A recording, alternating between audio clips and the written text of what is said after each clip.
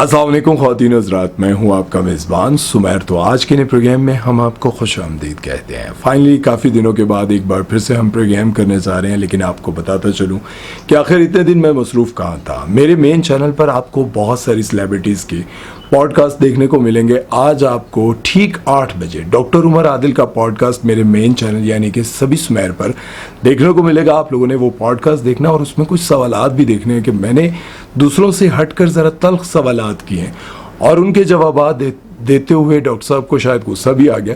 खैर, आप देखिएगा और बताइएगा डॉक्टर उमर आदिल का ये पॉडकास्ट आपको कैसा लगा। खैर, चलते हैं आज की पहली खबर की तरफ और बात करते हैं ड्रामा सीरियल मैं मंटू नहीं हूँ। इसमें साइमा नूर को कास्ट किया गया, लेकिन ये जानकर आप हैरान होंगे कि इस ड्रामे के लिए उन्होंने एक बार नहीं कई बार इनकार किया कि मैं इस ड्रामे में काम नहीं करूंगी।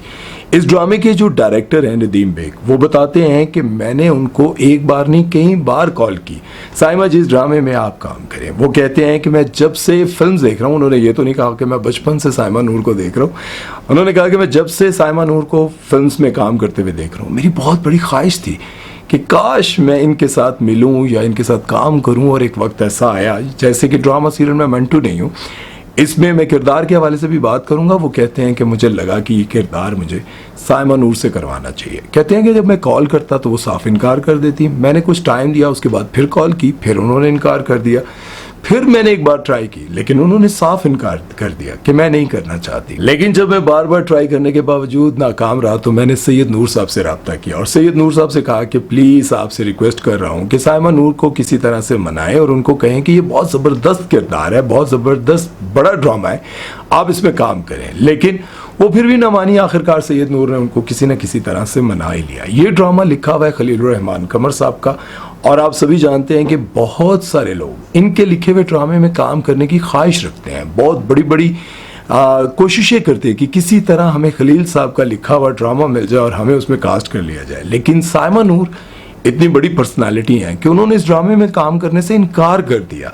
खैर, जब उन्होंने हामी भरी, इसमें उन्होंने काम करना शुरू किया तो नदीम बेग उनकी बड़ी तारीफें करते रहे। उन्होंने कहा कि सेट पर बिल्कुल खामोशी, किसी से कोई फजूल बात नहीं, अपने सीन पर तवज्जो। और जब भी उनको सीन के लिए बुलाया जाता तो वो सीन करने के बाद हमेशा ये पूछती, मेरा ठीक हो गया, अच्छा हो गया। आप अंदाज़ा लगाएं, साइमा नूर इस इंडस्ट्री की सबसे बड़ी स्टार है, सुपर डुपर हिट रही है और इसमें कोई शक भी नहीं कि उनके मुकाबले कोई ऐसा एक्टर भी नहीं था, कोई ऐसी एक्ट्रेस भी नहीं थी जो उनको कम्पीट कर पाती। साइमा नूर की अपनी एक अलग क्लास थी, लेकिन इस ड्रामे में उन्होंने काम करके भी डायरेक्टर को भी खुश किया और उनका किरदार आप सबको पता है। अगर नहीं पता तो मैं आपको बताता चलूं कि इस ड्रामे की कहानी ऐसी है कि साइमा नूर की जवानी में कुछ ऐसा हुआ, कुछ कत्ल हुए, कुछ ज्यादतियां हुई। सज्जल अली की फूफो का किरदार अदा करी और आसिफ रजा मीर की बहन का किरदार अदा करी है। सारी कहानी उन पर है, जब तक वो माफ नहीं करेंगी तब तक सारे मामला ठीक नहीं होंगे। और इसी कहानी पर, इसी सिचुएशन पर सारी कहानी घूमती है, इसी किरदार के गिर्द घूमती है।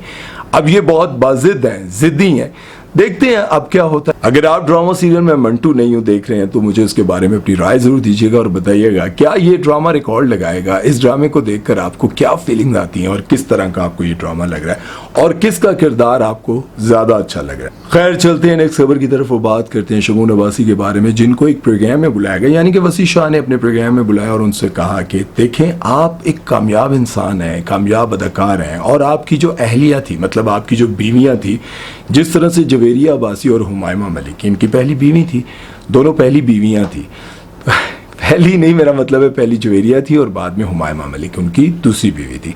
तो वो कहते हैं कि ये आपकी फील्ड से रिलेटेड थी, मतलब ये भी एक्ट्रेस थी, इन सबको पता था कि कब वॉइस ओवर करने जाना है, कब एक्टिंग करने जाना है, कब वापस आना है। ये आपके साथ काम करते हुए, आपके बारे में जानते हुए, आप ही की फील्ड की होने के बावजूद आप सब एक साथ, मतलब इस शादियों को आप कामयाब क्यों ना बना सके। तो शगुन अब्बासी ने बड़ी ज़बरदस्त किस्म की बातें की हैं, जिसे मैं ये समझता हूँ कि सुनने के, भले उनकी ज़िंदगी में अमल हो ना हो, लेकिन एक मैसेज ऐसा है।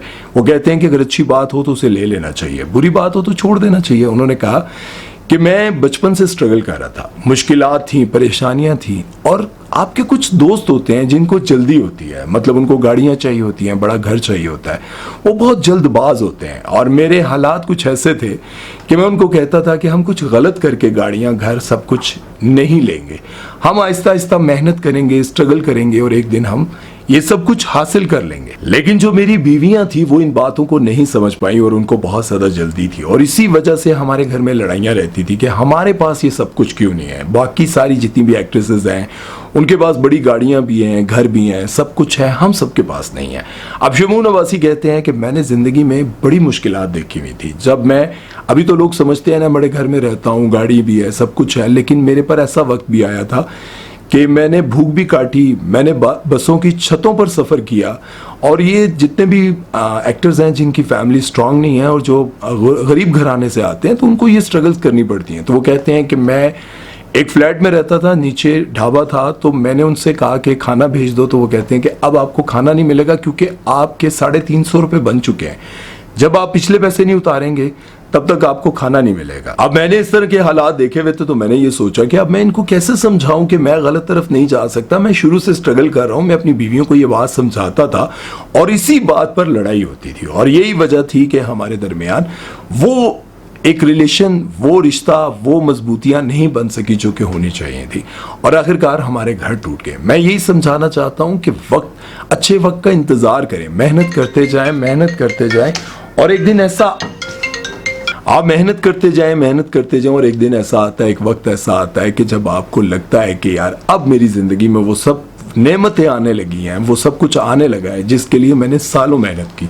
बहरहाल उनका कहना ये था कि मेरी जो बीवियां थी वो बहुत जल्दबाज थी, उनको बहुत जल्दी थी ये सब कुछ हासिल करने के लिए, और इसी वजह से हमारे दरमियान लड़ाई झगड़े चलते रहे, और यही वजह थी कि हम एक साथ नहीं रह पाए। बहरहाल आप लोगों को क्या लगता है, शमून अब्बासी ठीक कह रहे हैं, सच कह रहे हैं? आपको कैसा लगता है उनकी पर्सनालिटी को देखकर, उनकी बातचीत को देखकर? और बाकी हुमायमा मलिक और जवेरिया अब्बासी जो कि उनकी साबका बीवियां थी, उनके बारे में आप लोगों की क्या राय है? कमेंट सेक्शन में ज़रूर बताइएगा। चलते हैं नेक्स्ट खबर की तरफ और बात करते हैं अलीज़े शाह और जुगन काजिम के बारे में और बाकी सारे लोगों के बारे में भी। तो जैसा कि आप सभी को पता है कि अलीज़े शाह आजकल बहुत ज़्यादा गुस्से में, और वो जितने भी पुराने पोल है ना वो खोलती जा रही हैं। मिन्सा मलिक के बारे में भी उन्होंने बताया कि वो लड़ाई कैसे हुई थी। जैसा कि आप सभी को पता है कि मशहूर तो ये है कि अलीज़े शाह ने जूता उतार कर उनको मारना शुरू कर दिया था, और अलीज़े शाह के बारे में ही कहा जा रहा था कि इन्होंने ही बदतमीज़ी की, सारा कुछ किया। अलीज़े शाह ने कहा कि मैं सिगरेट पीती हूँ, इसमें कोई शक नहीं है, और मैं मानती हूँ जब मैं सिगरेट पी रही थी मैंने सिगरेट फेंका, तो वो गलती से उनकी तरफ चला गया, और उस पर वो लड़ाई शुरू हुई, और उन्होंने मुझे पहले धक्का दिया, मैंने उनको एक्सक्यूज़ करने के लिए आगे बढ़ी तो उन्होंने मुझे मारना शुरू कर दिया। इस तरह की बातें हुई, और साथ में उन्होंने जुगन काजिम के बारे में कहा कि जुगन काजिम की मैं पहले बहुत इज्जत करती थी, लेकिन जब मुझे शाजिया मंजूर ने गिराया था रैंप पर तो मेरा मजाक उड़ाया गया था, और इसी पर जुगन काजिम ने भी मेरा मजाक उड़ाया था, तो मैं उनकी इज्जत करती थी। अब इसके जवाब में जुगन काजिम ने एक वीडियो बनाया और कहा कि देखें मेरे बेटे की, पहले उन्होंने कहा अलीज़े बेटा, मैं आपको बेटा इसलिए कह रही हूँ क्योंकि मेरे बेटे की उम्र 19 साल है और आपकी 20 साल है, तो आप मेरे बेटे जैसी हैं। तो अलीज़े बेटा, अगर आपको बुरा लगे तो मैं माज़रत चाहती हूँ, लेकिन मैं नहीं जानती थी कि आप मेरी वजह से हर्ट हुई हैं। जब वो गिरी थी तो सबने उनका बड़ा मजाक उड़ाया था, बड़ी ट्रोलिंग हो रही थी, बड़ा जो है ना शुगल बना था, तो उस पर जुगन काजिम ने भी किया था। तो जुगन काजिम कहती हैं कि मैं बड़ी माज़रत ख्वाह हूँ, मैंने आपका दिल दुखाया, मुझे ये सब कुछ नहीं करना चाहिए था, क्योंकि मेरे साथ भी ऐसा हो चुका है।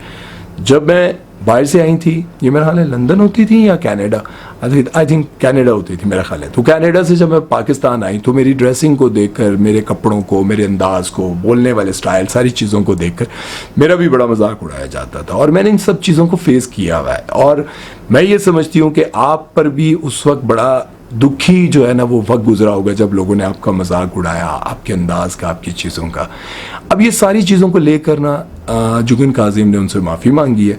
अब बात समझ में ये नहीं आ रही कि यार अलीज़े जो हैं वो इतने अरसे के बाद, पहले उन्होंने कहा कि मैं सोशल मीडिया से माफ़ी चाहती हूँ, मैं सोशल मीडिया से जाने लगी हूँ, ठीक है। फिर उन्होंने सोशल मीडिया पर ये आकर ये ड्रामा शुरू कर दिया कि भाई वो ये हुआ था, फलां के साथ ये हुआ था, सारों के पोल खोलने शुरू कर दिए। अब एज है उनकी 20 साल, इस एज में उनको इतना काम मिला, सब कुछ हुआ, अब इतनी मतलब आपके कैलिबर बन चुका है, आपको इतना अच्छा काम मिल रहा है, आपको तो ये करना चाहिए कि भाई अपने कैरियर पर ध्यान दें। मुझे समझ नहीं आती कि यार जिसको मिल जाता है वो कदर क्यों नहीं करता। अब अगर देखा जाए तो अलीज़े शाह को वो सब कुछ मिल गया जिसके लिए बहुत सारे फनकार धक्के खा रहे होते हैं, बहुत सारे फनकार कोशिशें कर रहे होते हैं, लेकिन अलीज़े जो हैं वो अपने उस कैलिबर को, अपने उस फ्यूचर को, कैरियर को समझ नहीं पा रही। जिस तरह से इनको बड़े बड़े ड्रामे मिले, मैं कहता हूँ कमाल के ड्रामे मिले, सिर्फ इनकी खूबसूरती जो कि गॉड गिफ्टेड है और उसके बाद इनकी एक्टिंग, जाहिर है इन सारी चीज़ों को लेकर इनको आगे भी बहुत काम मिलना था, लेकिन पता नहीं ऐसा क्या है कि इनकी ज़ुबान, इनका अंदाज, इनकी जो, बहुत सारे लोग कहते हैं, जैसे यासिर नवाज ने भी कहा था कि इनकी ज़ुबान, बदतमीज़ी इनको बहुत पीछे ले जाएगी। मतलब जाहिर है जब आप बदतमीजी करते रहेंगे, लड़ते रहेंगे तो कौन आपको कास्ट करेगा। उसके बाद इन्होंने बहुत अच्छे सोबर कपड़ों से बहुत ज़्यादा वल्गर कपड़े पहनने शुरू कर दिए, जिसकी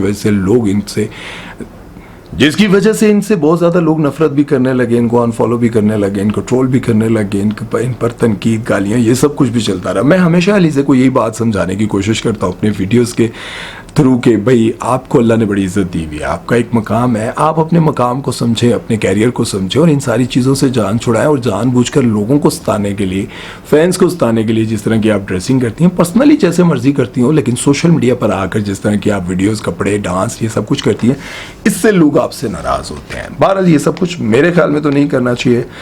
आप लोगों को क्या लगता है इस बारे में कमेंट सेक्शन में ज़रूर बताइएगा। बहरहाल जी आज तक के लिए इतना ही, उम्मीद है कि मेरी बातें आप लोगों को समझ आई होंगी, लेकिन मैं ये बात ज़रूर कहना चाहूँगा कि देखें जिस तरह शगुन अब्बासी ने कहा कि मुश्किल वक्त आता है फिर चला जाता है, एक वक्त मुकर्रर होता है जब आपको सब कुछ मिलना होता है, तो आप उस वक्त का इंतज़ार करें, मेहनत करते जाएँ, गलत रास्ते पर ना चलें।